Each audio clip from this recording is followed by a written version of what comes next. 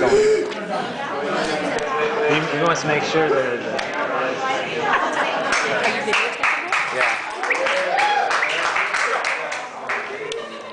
Thank you very much for coming. My name is Robert Bostic, and I'm with the company Greener Habits, a consulting firm. And this is my partner, Jessica. Hello, co-facilitator. And I'm the director of Green Facilitation. That's your new title. And we're very excited about it. What we're here doing today is to work with the university and yourself. We've been asked to come here to meet with you from the university and from your own invitation. Because as you may have become aware, many of you, maybe not all of you, the university has decided to go green, and you're here on this campus. And so they would like you to also participate in that transition into a green business practices.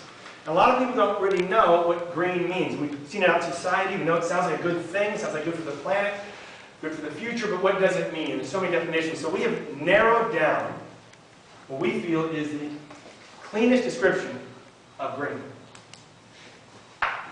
You ready?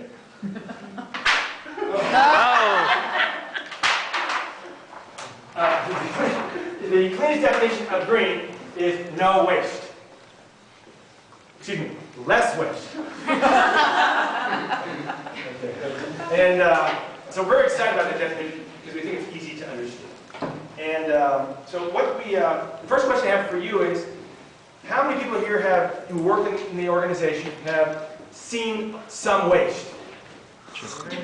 That's right. And so this is an opportunity for you to begin to change that. And that's what we're going to be doing some processes and providing some tools so people can understand and collaborate and learn from each other where that waste is and make some changes.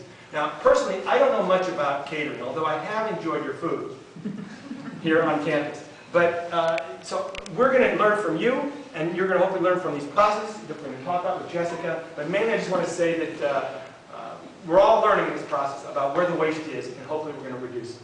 All right, thank you, Robert. So next I'd like to talk about all the different stakeholders in this situation. We have a catering company and a university. There are a lot of aspects that go into making this a perfect union.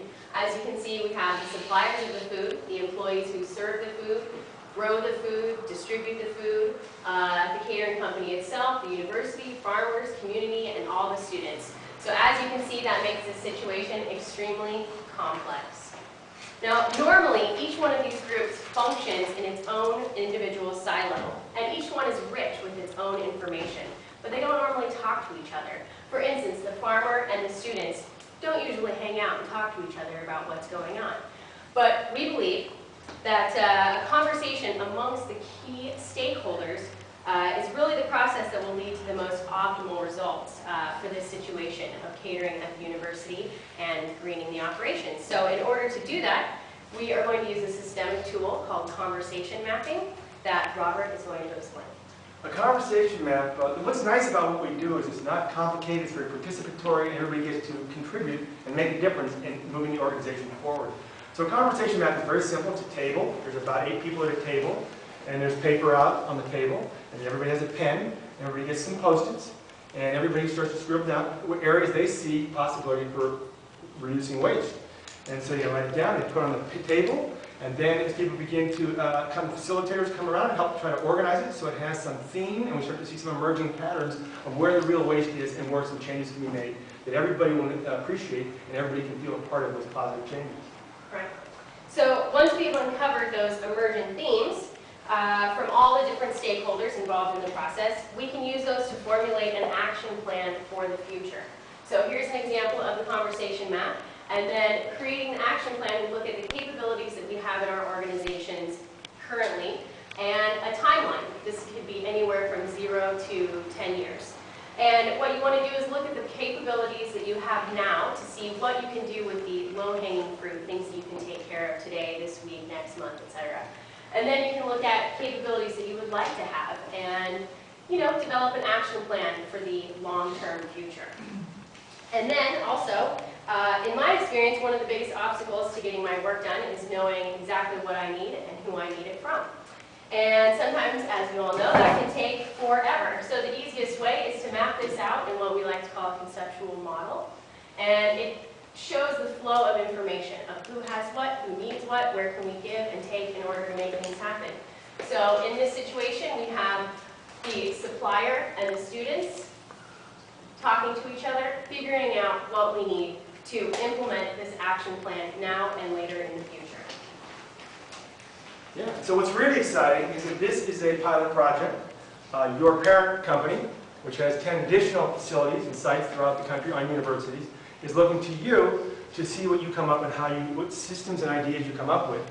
And you're actually very special in this project, and I suppose you already know you're special, but now you're special to the company because they're going to be watching what you do. This can help them become more competitive, have new marketing positions they can have in the marketplace as being a green catering company. But they're going to be looking for what you discover by meeting with each other and rolling up their sleeves and sharing with you the ways in which you can make your operation greener and less waste. And so our fee is $20,000. And for some people that seems like a chunk of change, but in fact, most people make money working with us because what turns out is all the waste that is now being wasted actually has a dollar bill assigned to it.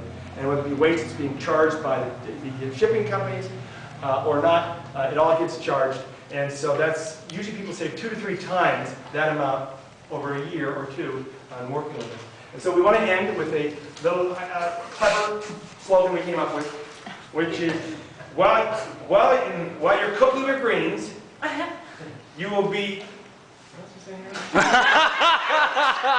While you're cooking your greens, you will be able to save green while you make green and go green.